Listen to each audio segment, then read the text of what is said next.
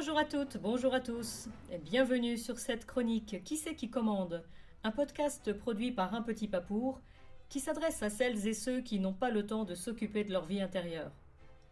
Je suis Frédérique Petit, femme d'entreprise, formatrice et psychanalyste symbolique.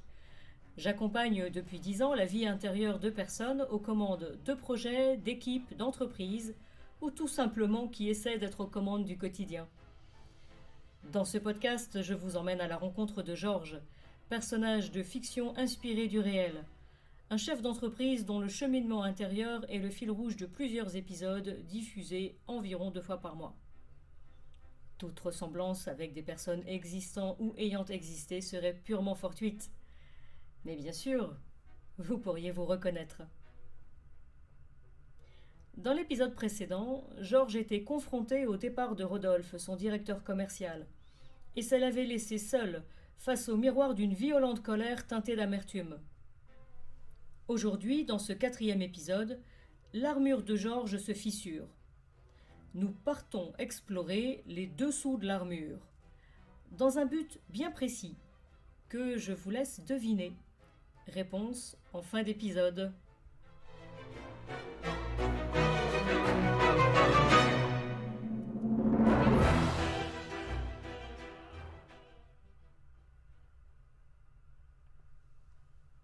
Une pluie battante cinglait les larges vitres de mon bureau.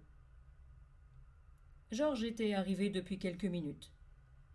Manteau et parapluie s'égouttaient sur le parquet, tandis que nous partagions un thé fumant. Je notais au passage que Georges avait renoncé ce matin à son habituel expresso noyé de sucre. Mais je décidai de ne pas questionner ce changement maintenant. L'objectif de la séance du jour, préparer le rendez-vous de Georges avec Rodolphe, était suffisamment roboratif pour que je n'ouvre pas d'autres pistes. Georges pianotait rapidement sur son téléphone. Calé dans son fauteuil, il m'indiqua sans lever la tête qu'il envoyait juste un dernier message et qu'il était à moi. Je glissais dans un sourire qu'il s'agissait moins de revenir à moi que de revenir à lui. Georges enclencha le mode avion, posa son téléphone devant lui, écran contre la table basse, se tourna vers moi avec un air de « quand faut y aller » et lança. Frédéric, j'ai bien réfléchi suite à notre dernière séance et il faut que je vous dise, je vois pas trop ce qu'on va préparer. J'ai encore croisé Rodolphe tout à l'heure. On est sur un mode bonjour, au revoir. La relation est au strict minimum. Et ma foi, c'est comme ça. Il a pris sa décision. Ça va rien changer d'aller discuter. C'est du temps perdu. Je n'étais pas vraiment étonné d'entendre les réticences de Georges. Je lui dis « Georges, sur un plan purement boulot, factuel, rationnel, je pourrais être d'accord avec vous. Vous devez gérer, alors que ce n'était pas prévu, le remplacement d'un des piliers de votre équipe, sur lequel vous avez beaucoup investi. En tant que DG, vous pouvez prendre ces faits-là, froidement, comme un événement de plus dans un quotidien de chef d'entreprise. Merci et au revoir Rodolphe, dossier suivant. Mais je résiste un peu. Je résiste un peu à vous laisser uniquement avancer avec votre casquette de DG. Parce que justement, ce n'est qu'un de vos rôles. Votre rôle de dirigeant ne suffit pas à vous définir. Vous êtes bien plus vaste que cela. Georges questionna. Que voulez-vous dire ? Nous avons tous plusieurs rôles à tenir dans une vie. Plusieurs identités, si vous voulez. Vous avez un rôle de fils, de conjoint, de père, d'ami, de DG, etc. Mais au centre de tous ces rôles, il y a Georges. Et c'est lui qui doit entrer en relation, pas son rôle. D'ailleurs, quand on s'est vu la fois dernière, celui qui était en colère contre Rodolphe, c'était l'homme ou le DG ?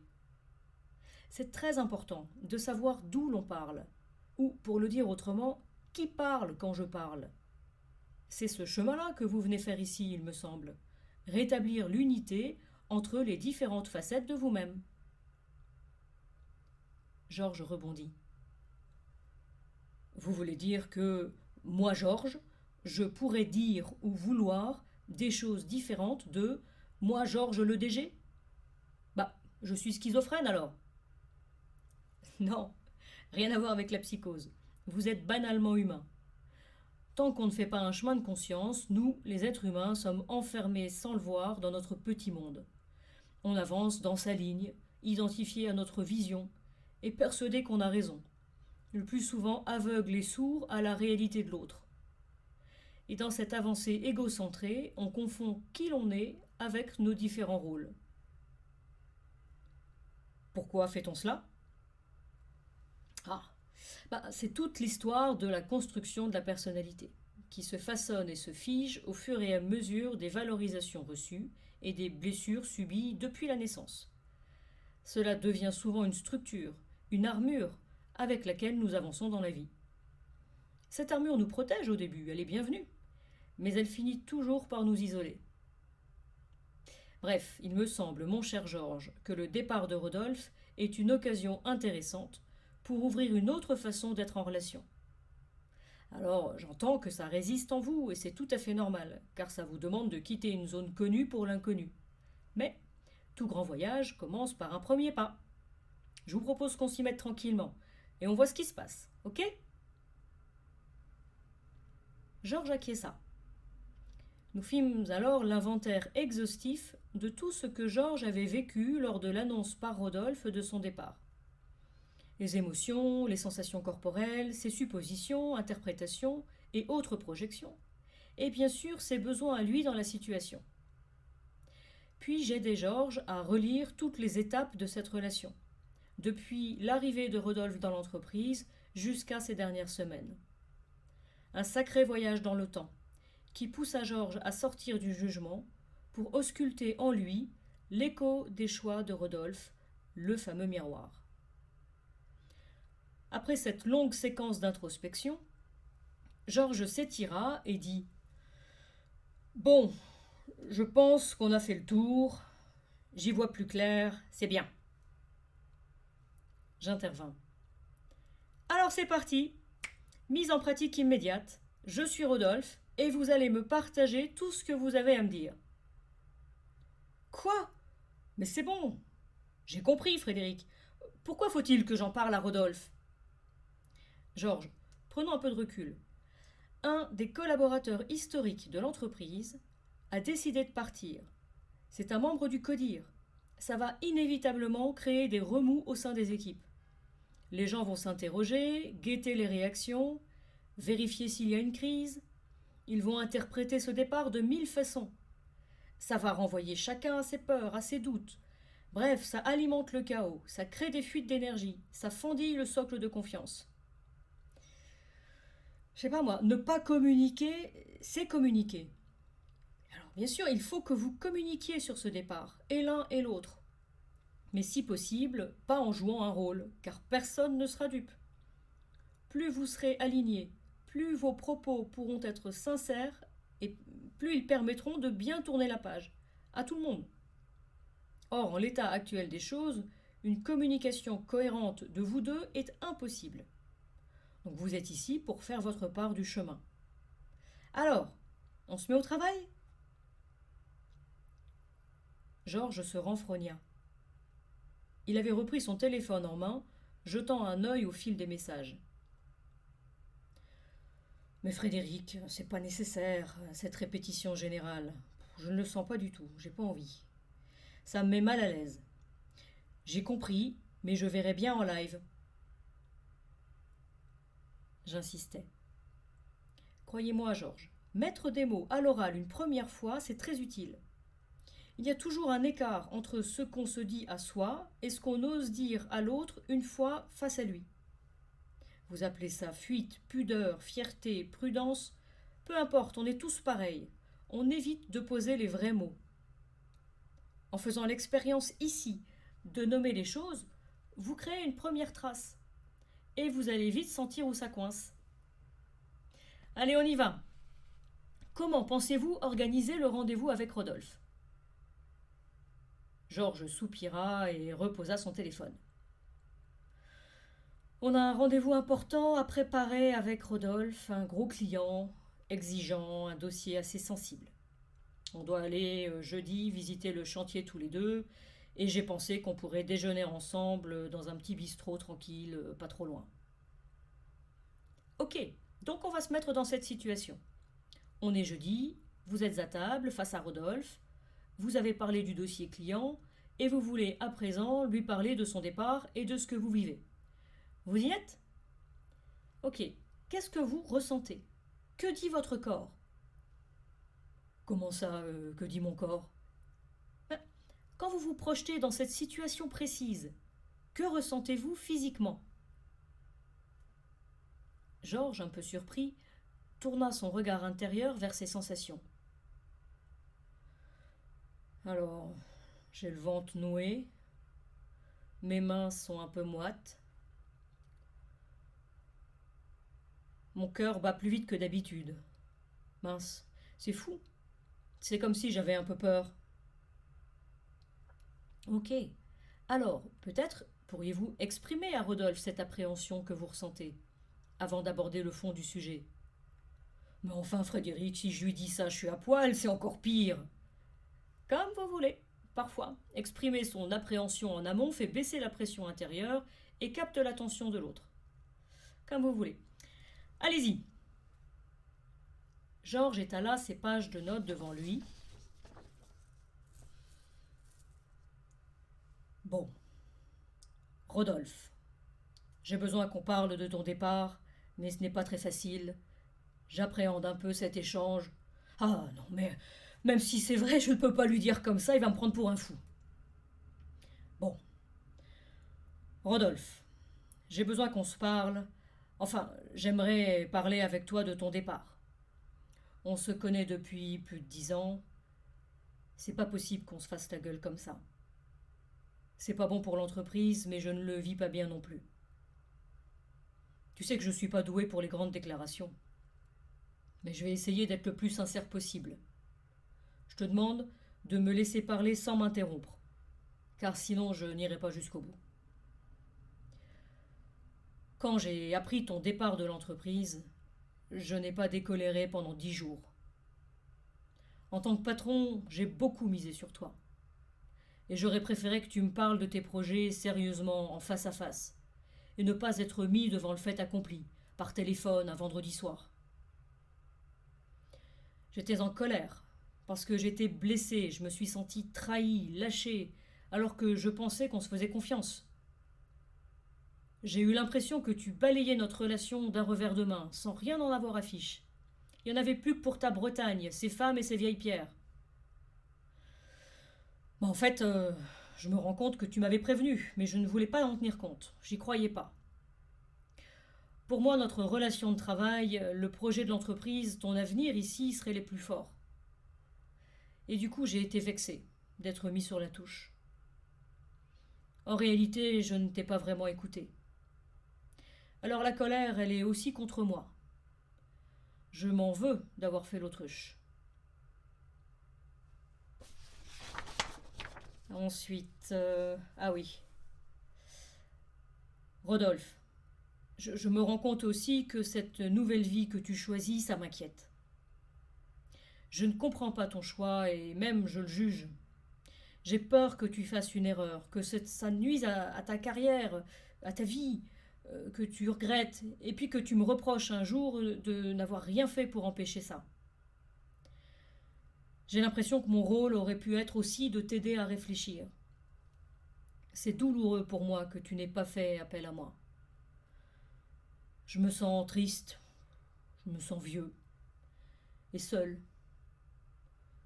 Je me sens fatigué. Je suis inquiet pour l'entreprise. Tu n'y peux rien. C'est comme ça. Bon, Frédéric, franchement, si je lui dis ça, on va finir en dépression tous les deux. C'est pas possible. Mais c'est normal, Georges, que vous ayez cette impression. Vous n'avez pas encore posé vos besoins. Essayez. C'est comme ça que vous rejoindrez l'autre rive. Rodolphe, aujourd'hui, j'ai besoin. Ah oui, mes besoins. Pas facile mes besoins, je suis câblé pour m'occuper de ceux des autres, je vous rappelle. Bon. Alors, Rodolphe, depuis 3 semaines, je suis fermé comme une huître. Toi aussi. Et c'est pas tenable au quotidien. Pour moi, pour les équipes, pour nos clients. J'ai besoin qu'on organise ton départ. Il va falloir que je recrute ton remplaçant et peut-être que je réorganise le CODIR. J'ai besoin de toi pour accompagner cette transition le mieux possible. Et puis tu le sais, notre relation compte pour moi. J'ai assisté à tes débuts. J'ai eu plaisir à te voir te développer, à gagner en maturité, en expertise. T'es un chouette mec, un super pro. Et tu vas me manquer. C'est ça la vérité. Tu vas me manquer. J'ai besoin qu'on garde ce lien.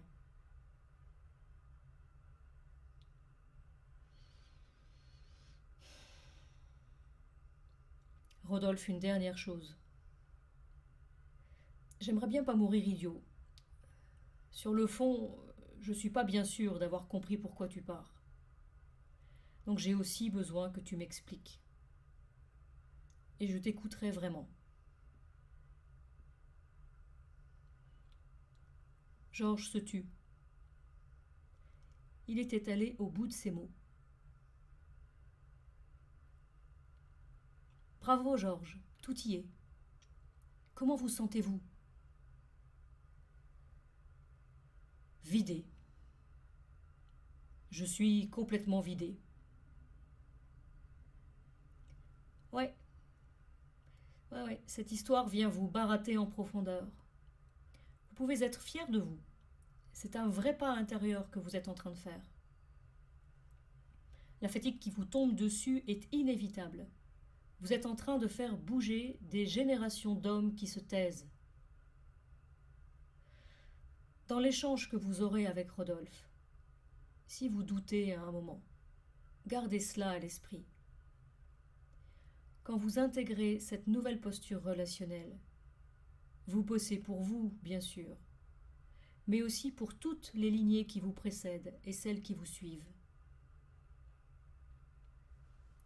L'ombre d'Alessandro traversa fugacement la pièce. Georges se leva en silence. Il récupéra son parapluie encore humide et me serra la main en plongeant son regard dans le mien. Mais il était déjà un peu ailleurs, peut-être dans l'antichambre de son face-à-face avec Rodolphe.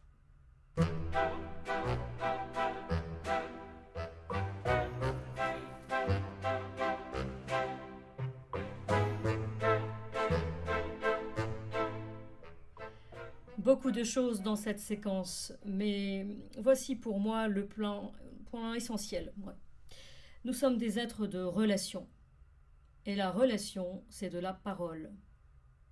Je reviens à ma petite devinette en introduction. Quel est le but d'une exploration des dessous de l'armure que l'on porte tous? C'est de passer du rôle à la parole. C'est-à-dire conscientiser peu à peu nos structures et stratégies relationnelles pour en sortir par un verbe clair. Parler, c'est se positionner.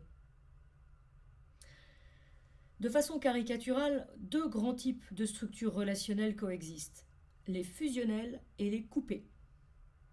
Quand nous sommes fusionnels, collés à l'autre dans une nostalgie placentaire, il n'y a pas de place pour les mots, car ils risqueraient de rompre le charme.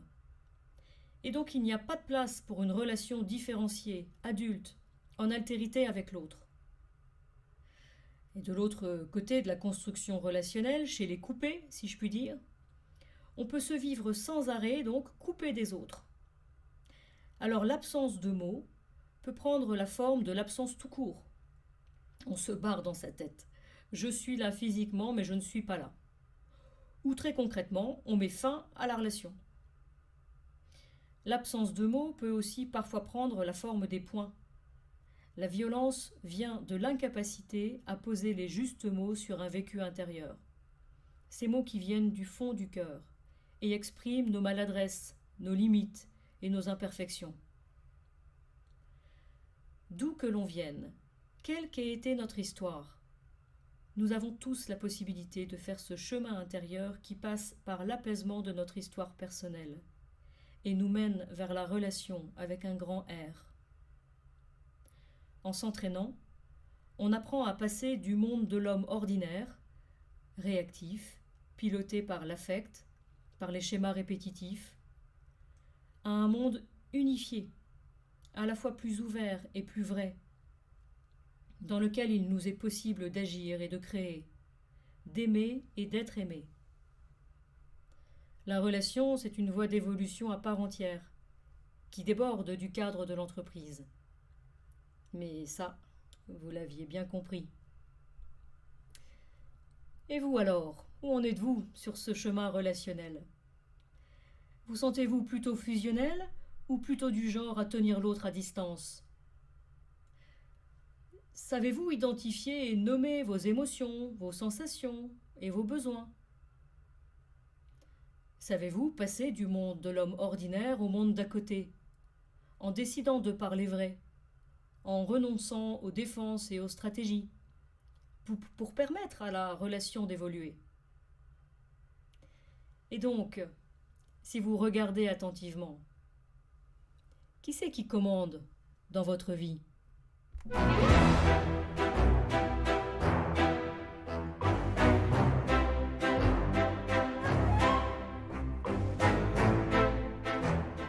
Je vous remercie pour votre écoute. Vous pouvez réécouter ce podcast Qui c'est qui commande autant de fois que vous le voulez et suivre les aventures intérieures de Georges dans le prochain épisode. Épisode dans lequel Georges, après avoir fendu l'armure, décidera peut-être de la déposer. Merci de partager ce podcast si vous pensez qu'il peut être un repère pour d'autres personnes. Et à bientôt!